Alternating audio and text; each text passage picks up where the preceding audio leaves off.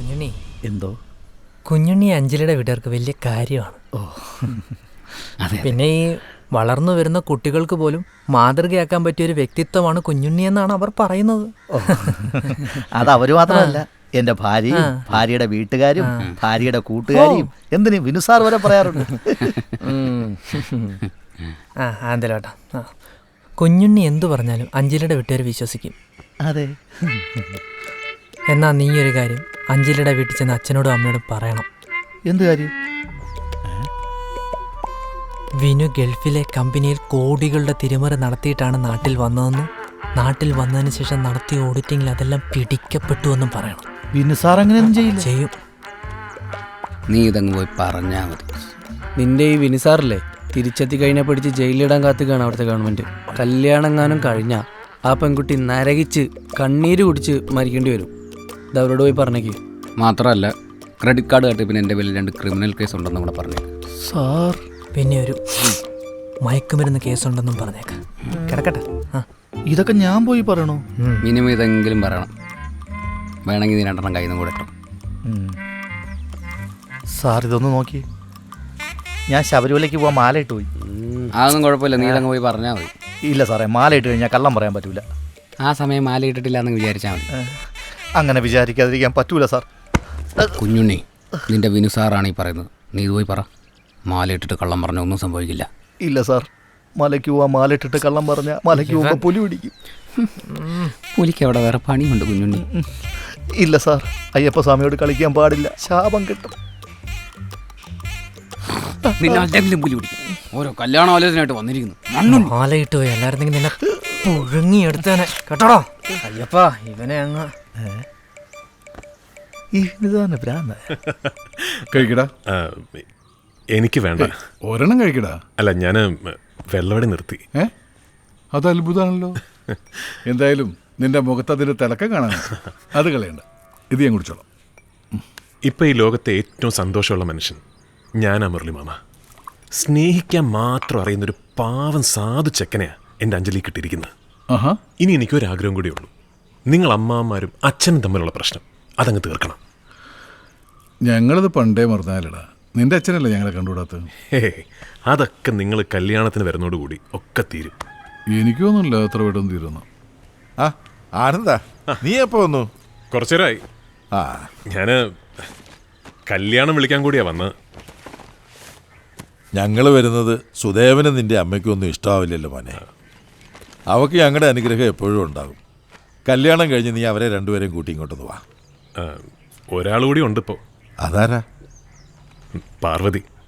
ഞാൻ മാപ്പ് പറഞ്ഞ് അവളെ തിരിച്ചു വിളിച്ചോണ്ട് വന്നു. നന്നായി. ആരോ ഒരാളെഴുതി ഊമക്കത്തിൻ്റെ പേരിൽ നശിപ്പിക്കാനുള്ളതല്ലല്ലോ ഈ ജീവിതം എന്ന് പറയുന്ന സംഭവം. പുതിയ അളിയനെ കിട്ടിയപ്പോൾ നിനക്ക് നല്ല മാറ്റം ഉണ്ടല്ലോടാ. ഹായ്, നല്ല പൂന്തോട്ടം. അല്ല, ഇത് തന്നെയാണോ വീട്? നീ ഇത് ആരോടാ ചോദിക്കുന്നത്? പണ്ട് അവളുടെ ബർത്ത്ഡേക്ക് വിഷ് ചെയ്യാൻ നട്ടപ്പാതിരാക്ക് വരെ ഇവിടെ വന്നിട്ടുണ്ട്. നീ ആ മതിൽ കണ്ട? അതിൻ്റെ മുകളിൽ നിന്ന് നിന്റെ ചേട്ടൻ അവളുടെ ബർത്ത്ഡേക്ക് ചുമന്നബലും പറത്തി വിട്ടത്. എൻ്റെ ഏട്ടൻ ഇത്ര റൊമാൻറ്റിക് ആയിരുന്നു.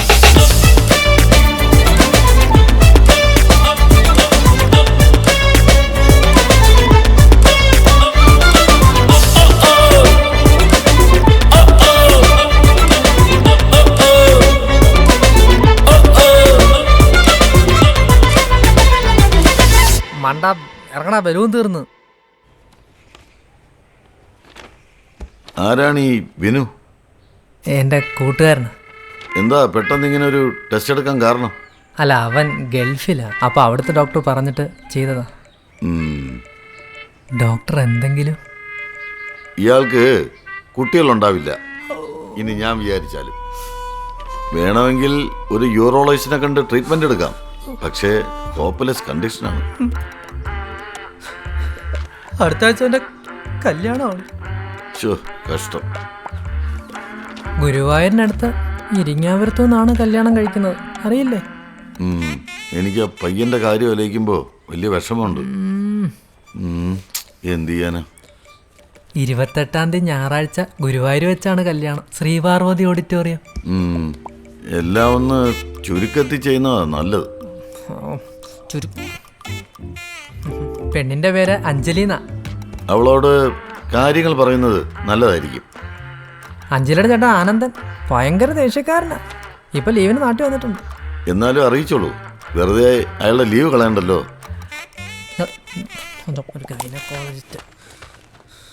എന്താ ചേഞ്ച് റോസ് വീട്ടിൽ അവന്റെ അമ്മൂമ്മയുടെ ഒരു ചേഞ്ച്. എടാ ഈ മണ്ടം കൂടെ എന്തൊക്കെ പറഞ്ഞിട്ട് അവരൊന്നും മനസ്സിലായിട്ടില്ല. അതെന്താ അത്രക്ക് പൊട്ടനാ ആള്? ഇയാള് പഠിച്ചെന്ന് ഡോക്ടർ അതല്ല, ഇയാള് സ്ക്രാച്ച് ആവാൻ വഴി ആയതാ. നീ വണ്ടി എടു, വേറെ എന്തെങ്കിലും വഴി നോക്കാം. ഓ അല്ല, നമ്മളിത് ഇവിടെ ആരെ കാണാൻ വന്നാ? നിനക്ക് എന്തെങ്കിലും അസുഖമുണ്ടോ? അഞ്ജലിയുടെ പഴയ കാമുകൻ. ഏ കാമുകനല്ല, കാമുകനെ പോലെ പിന്നാലെ നടന്ന. പിന്നാലെ നടന്ന കാമുകനാവോ? വളയൊന്നും വേണ്ടേ? എടാ അഡ്വക്കറ്റ് സൈക്കാട്രിസ്റ്റ് ജോർജിയൽ. Advocate psychiatrist? ഏ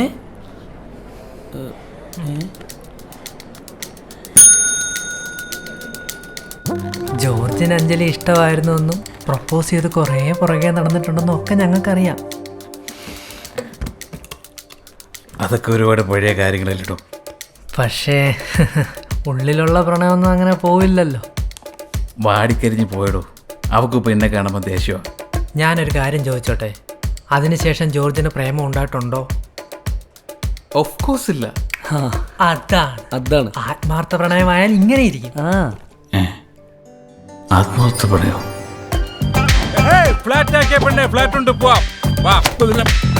നീ എന്റെ കൂടെ വയോ, നമുക്കെടുക്കാം. ഓയോ രാത്രിയിൽ നീ എനിക്കൊരു കെട്ടൻ, ഞാൻ നിനക്കൊരു കൂട്ടൻ. നിന്റെ ബട്ടൻ എല്ലാം വാടിക്കരിഞ്ഞ് പോയിടും. ഓക്കെ, എന്ത് കരിഞ്ഞെന്ന്, എത്ര കരിഞ്ഞതാണെങ്കിലും കുറച്ച് വെള്ളമൊക്കെ ഇങ്ങനെ ഒഴിച്ച് ലേശം വളമൊക്കെ ഇട്ട് കൊടുത്താൽ പഴയ ഇഷ്ടം പൂക്കും കായ്ക്കും അല്ലേ? അവളുടെ കല്യാണമൊക്കെ ആയിരിക്കും. എന്ത് കല്യാണം?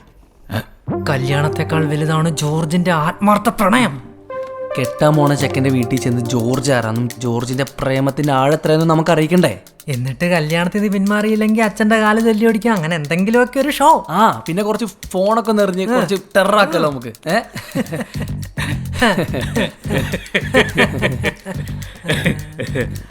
അതൊക്കെ മോശമല്ലേ? അഞ്ജലിക്ക് വേണ്ടി ഇത്രയെങ്കിലും ചെയ്യണ്ടേ ജോർജ്?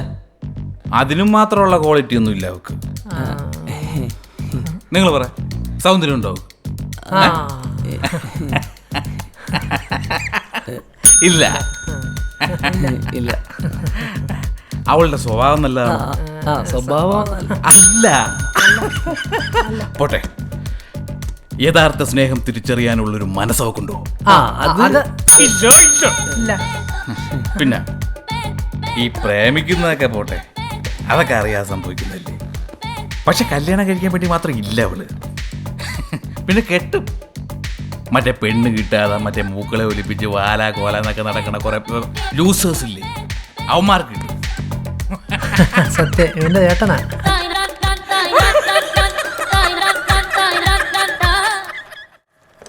ദാ ഇന്നുണ്ട്.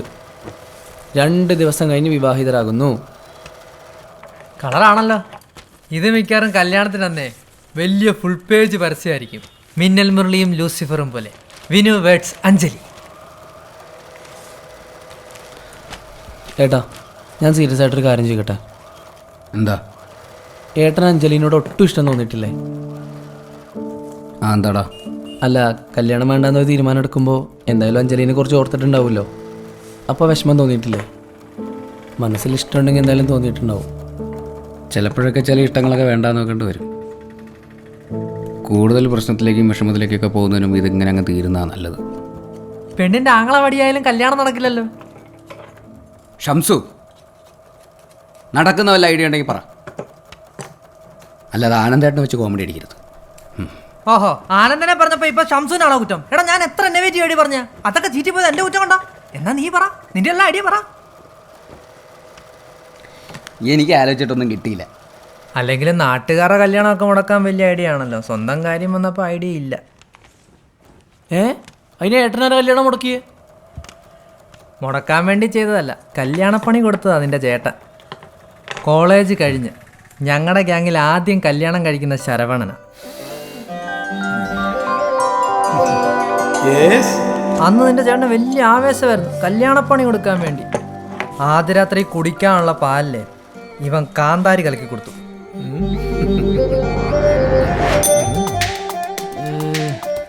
എന്നിട്ട് സാധാരണ നമ്മളൊക്കെ പാല് കുടിക്കുകയല്ലേ ചെയ്യാറ്.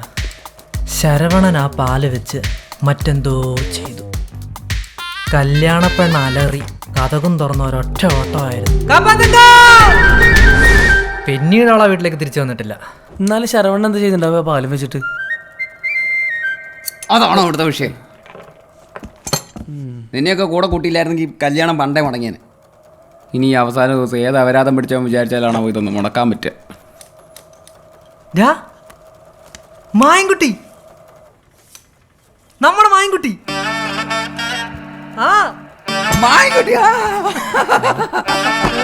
ഇവന്റെ കാര്യം നേരത്തെ ഓർത്തില്ലല്ലോ.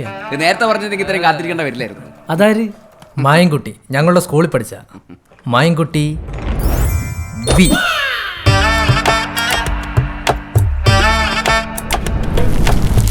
എത്ര കാലാടാ കണ്ടിട്ട്? നാലും ഇങ്ങനെ ഒരു കാര്യം വന്നപ്പോ ഞങ്ങൾ ഓർത്തല്ലോ.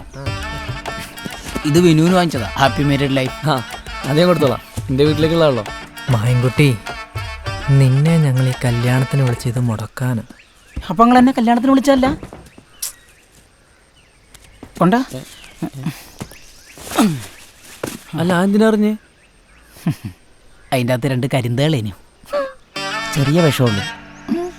മായൻകുട്ടി, എടാ നിന്നെയാണോ ഞങ്ങൾ നോക്കി നടന്നിരുന്നത്? ആനന്ദേട്ടാ, ആ എനിക്ക് സീരിയസ് ആയിട്ടൊരു കാര്യം പറയാനുണ്ട്. മീൻ വരയിട്ട് പറിക്കണമെന്നല്ലേ? ഞാൻ ഏറ്റു.